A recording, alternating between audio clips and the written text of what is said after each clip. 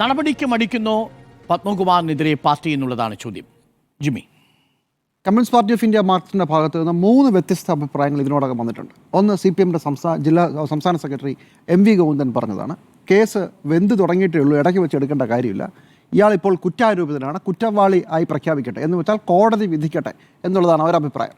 രണ്ടാമത്തേത് മുൻ ദേവസ്വം മന്ത്രി കടകംപള്ളി സുരേന്ദ്രൻ പറഞ്ഞത് കുറ്റപത്രം സമർപ്പിക്കട്ടെ, അദ്ദേഹത്തിൻ്റെ വാക്കതാണ്, കുറ്റപത്രം സമർപ്പിക്കട്ടെ. ഇപ്പോൾ SIT അന്വേഷിച്ചുകൊണ്ടിരിക്കുന്നതല്ലേ ഉള്ളൂ. ആദ്യത്തേത് കോടതി തെളിയിക്കട്ടെ, രണ്ടാമത്തെ കോടതിയിൽ കുറ്റപത്രം വരട്ടെ. അതിനുശേഷം കണ്ണൂരിലെ മുൻ ജില്ലാ സെക്രട്ടറി CPM-ന്റെ പ്രമുഖ നേതാവ് P. ജയരാജൻ പറഞ്ഞത് ഒരു ഭരണപരമായ വീഴ്ച ഉണ്ടായിട്ടുണ്ട് എന്നുള്ളതാണ്. 3 പേർക്ക് 3 അഭിപ്രായമാണ്. 2 പേരുടെ അഭിപ്രായത്തിലെ വ്യത്യസ്തത എപ്പോൾ പത്മകുമാർ കുറ്റവാളിയായി മാറും എന്നുള്ളതിലാണ്. എന്താണ് കുറ്റം എന്നുള്ളതിലാണ് P. ജയരാജന് വ്യത്യസ്തമായ അഭിപ്രായം. അദ്ദേഹത്തിന് ഭരണപരമായൊരു വീഴ്ചയുണ്ടായി, ഉദ്യോഗസ്ഥരെ നയിക്കുന്നില്ല, കുറ്റപറ്റി എന്നുള്ളതാണ്. പക്ഷേ സംസ്ഥാന സർക്കാരിൻ്റെ കീഴിലെ, ഇടതുമുന്നണി സർക്കാരിൻ്റെ കീഴിലെ, പിണറായി വിജയൻ്റെ കീഴിലെ പോലീസ് പറയുന്നത് ഇതൊന്നുമല്ല. ഇന്നത്തെ റിമാൻഡ് റിപ്പോർട്ടിൽ പറയുന്നത് പത്മകുമാറാണ് ഈ ഗൂഢാലോചനയുടെ മുഴുവൻ കിങ് പിൻ എന്നുള്ളതാണ്.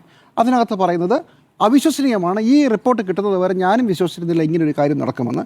അതിനകത്ത് പറഞ്ഞിരിക്കുന്നത് പിത്തളയിൽ ദേവസ്വം ബോർഡിന് മുമ്പിൽ ഈ വിഷയം വരുന്നു, കട്ട്ളപ്പാളി വിഷയം. ആ വിഷയം വരുമ്പോൾ സ്വർണം പൂശിയ ചെമ്പ് തകിട് എന്നുള്ള ഭാഗം വരുമ്പോൾ അദ്ദേഹം പിത്തളയിൽ എന്ന ഭാഗം വെട്ടി സ്വന്തം കൈപ്പിടിയിൽ സ്വർണം പതിച്ച ചെമ്പ് പാളികൾ എന്നതിന് പകരം ചെമ്പ് പാളികൾ എന്ന് മാത്രം എഴുതി ചേർത്തു എന്ന് അദ്ദേഹം പറഞ്ഞു. അപ്പോൾ അദ്ദേഹമാണ് ഗൂഢാലോചനയുടെ കിങ് പിൻ എന്ന രീതിയിലാണ് പറഞ്ഞു വയ്ക്കുന്നത്. അങ്ങനെയാണെങ്കിൽ ഇത് പത്മകുമാർ നമ്മുടെ അടുത്ത് പരസ്യമായിട്ടും പറഞ്ഞിട്ടുണ്ട് ഇതിനു മുമ്പ്.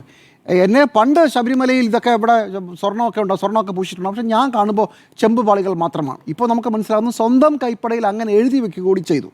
ഇനി നമുക്ക് റിപ്പോർട്ടർമാരും മറ്റും തരുന്ന വിവരം, ഇത് ആദ്യമായി ദേവസ്വം ബോർഡിൽ ഈ വിഷയം ഉന്നയിക്കുന്നത് തന്നെ ഒരു ദേവസ്വം ബോർഡ് യോഗത്തിൽ പത്മകുമാറാണ്. അപ്പോൾ കൂടെ ഉണ്ടായിരുന്ന ദേവസ്വം ബോർഡ് അംഗങ്ങൾ പറഞ്ഞു, ഇത് നേരിട്ട് കൊണ്ടുവന്നാൽ പോരാ, ഇത് പ്രോപ്പർ ചാനൽ വരണം, ഉദ്യോഗസ്ഥലത്തിൽ നിന്ന് അന്വേഷിച്ച് വരട്ടെ എന്ന് പറയുന്നു. അതുകൊണ്ട് ആ യോഗത്തിൽ വെച്ച് ഈ വിഷയം പരിഗണിക്കപ്പെടുന്നില്ല. പിന്നീട് പ്രോപ്പർ പേപ്പറായി ഈ സാധനം താഴെയിൽ നിന്ന് എഴുതി വരികയാണ്. അപ്പോഴാണ് മുരാരി ബാബു മുതൽ പേരായ ഇപ്പോൾ പ്രതികളായിരിക്കുന്ന പലരും ഇതിൽ കക്ഷികളാകുന്നത്. അതിനുശേഷം ദേവസ്വം ബോർഡിൽ വീണ്ടും ഈ കടലാസ് വരുമ്പോഴാണ് അദ്ദേഹം സ്വന്തം കൈപ്പടയിൽ എഴുതി വെക്കേണ്ടത് സ്വർണ്ണം പതിച്ച ചെമ്പുപാളികൾ എന്നതിന് പകരം ചെമ്പുപാളികൾ എന്ന് എഴുതിയിരിക്കുന്നു. ഒറിജിനൽ ഉണ്ടായിരുന്നത് പിത്തളയാണ്. ശരി, ഇതിപ്പോൾ പോലീസിൻ്റെ സംശയമാണ്, ഇദ്ദേഹം കുറ്റവാളിയാണ് എന്നുള്ളതാണ് പോലീസ് സംശയിക്കുന്നത്. അതുകൊണ്ടാണല്ലോ അറസ്റ്റും റിമാൻഡിലേക്കും വരുന്നത്. ഇതിൽ ഏത് വിശ്വസിക്കണം? എനിക്ക് തൽക്കാലം കേരള പോലീസ് പറയുന്നത് വിശ്വസിക്കാനാണ് താല്പര്യം. അപ്പോഴും പത്മകുമാർ കുറ്റാരോപിതൻ മാത്രമാണ്. അദ്ദേഹം ഒരു മന്ത്രിയായിരുന്നെങ്കിൽ, അദ്ദേഹം സർക്കാരിൻ്റെ ഭാഗമായിരുന്നെങ്കിൽ അദ്ദേഹത്തിൻ്റെ രാജിവെക്കുന്നതിന് ധാർമ്മിക പ്രശ്നമുണ്ട്. ഇനി അദ്ദേഹം CPM-ൻ്റെ ഒരു നേതാവ് മാത്രമാണ് ഇപ്പോൾ. അപ്പോൾ പത്മകുമാർ രാജിവെക്കണോ വേണ്ടെന്ന് ആരാണ് തീരുമാനിക്കേണ്ടത്? അത് CPM-ൻ്റെ നേതാക്കൾ മാത്രമല്ല, CPM-ൻ്റെ അണികളും തീരുമാനിക്കേണ്ട കാര്യമാണ്.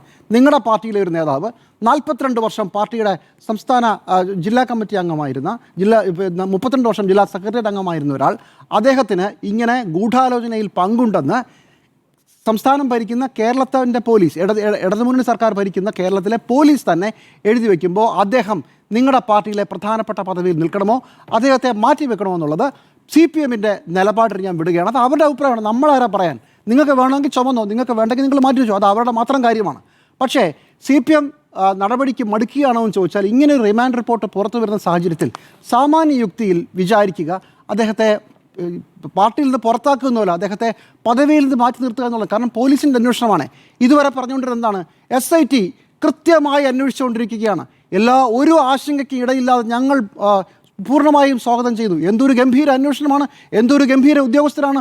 കോടതിക്കാണെങ്കിലോ 10 ഉമ്മ, കോടതിയാണ് ഈ പരിപാടി മുഴുവൻ ചെയ്തത്, അതിഗംഭീര കോടതി, അത്രയും പറഞ്ഞതാണ്. അപ്പോൾ കോടതിയും അതുപോലെ തന്നെ കൊള്ളാമെന്ന് പറഞ്ഞ SIT-യും ഇപ്പോൾ ഈ കാര്യം പറഞ്ഞിരിക്കുന്നു. പക്ഷേ അത് CPM-ൻ്റെ മാത്രം കാര്യം, എനിക്കങ്ങനെ അഭിപ്രായമില്ല. SIT അങ്ങനെയാണ് വിശ്വസിക്കുന്നത്. ഇനി എപ്പോഴാണ് ഒരു പ്രതി കുറ്റവാളിയായി മാറുന്നതും, കുറ്റവാളിയായി മാറിയാൽ അദ്ദേഹത്തിനെതിരെ നടപടിയെടുക്കുക? ഇപ്പോൾ TP ചന്ദ്രശേഖരൻ വധക്കേസിൽ കുറേ കാലം നമ്മൾ പ്രതികൾ ഇവർ കുറ്റാരോപിതരാണെന്ന് മാത്രം പറഞ്ഞു. അതിനുശേഷം ഇവർ കുറ്റവാളികളായി. ഈ കുറ്റവാളികളായി ജയിലിൽ കിടക്കുന്ന ആളുകൾക്ക് എത്രയോ തവണ നമ്മൾ തന്നെ റിപ്പോർട്ട് ചെയ്തു, എത്രയോ തവണ ജാമ്യത്തിനും ഇപ്പോൾ ജയിലിൽ തന്നെ വിടുവിക്കാനുള്ള ശ്രമമുണ്ടായി. അതിലൊരു പാർട്ടിയുടെ പ്രധാനപ്പെട്ട നേതാവ്, അദ്ദേഹം മരിക്കുന്നവരെ പാർട്ടി അംഗമായിരുന്നല്ലോ. പണ്ട് പ്രകാശ് കാരാട്ട് പറഞ്ഞത് ഈ വിഷയം പാർട്ടി അന്വേഷിക്കുന്നതാണ്. അന്വേഷിച്ചിട്ട് എന്തായി? ഒന്നും ആയില്ലല്ലോ.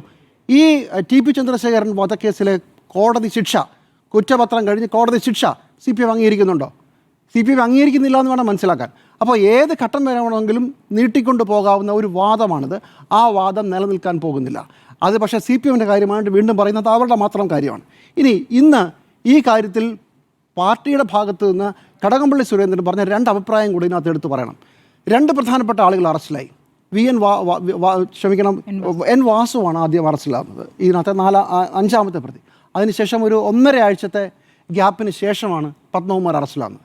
അന്നും കടകംപള്ളി സുരേന്ദ്രൻ, അന്നത്തെ ദേവസ്വം മന്ത്രി, വാസുവിനെ പിന്തുണച്ചുകൊണ്ട് പറഞ്ഞത് അദ്ദേഹം ഒരു നല്ല മനുഷ്യനാണ് എന്നുള്ളതാണ്. എന്ന് മാത്രമല്ല ഒരു വരി കൂടെ അദ്ദേഹം പറഞ്ഞത് ഇപ്പോൾ റിവൈൻഡ് ചെയ്യുമ്പോൾ നമുക്ക് ഓർമ്മ വരും, ഫയലുകളൊന്നും ഞാൻ കണ്ടിട്ടില്ല എന്നാണ്.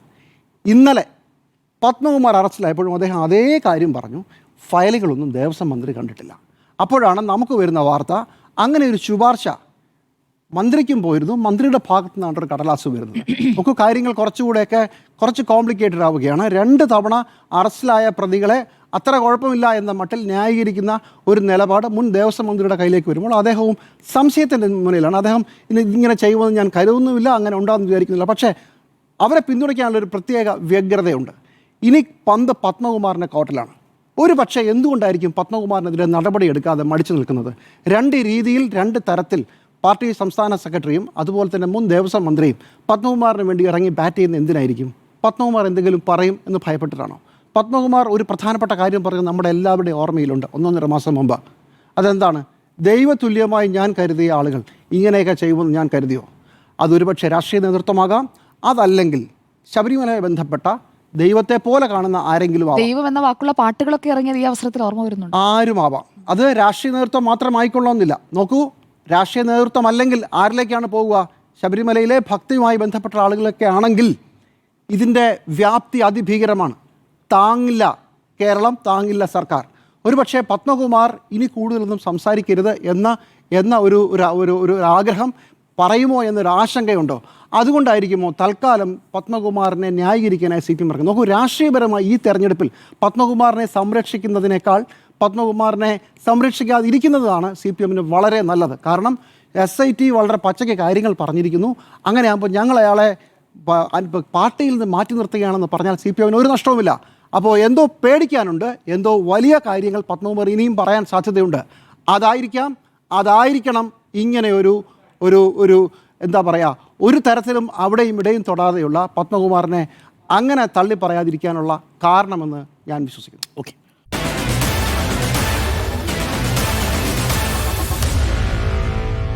Meet the editors.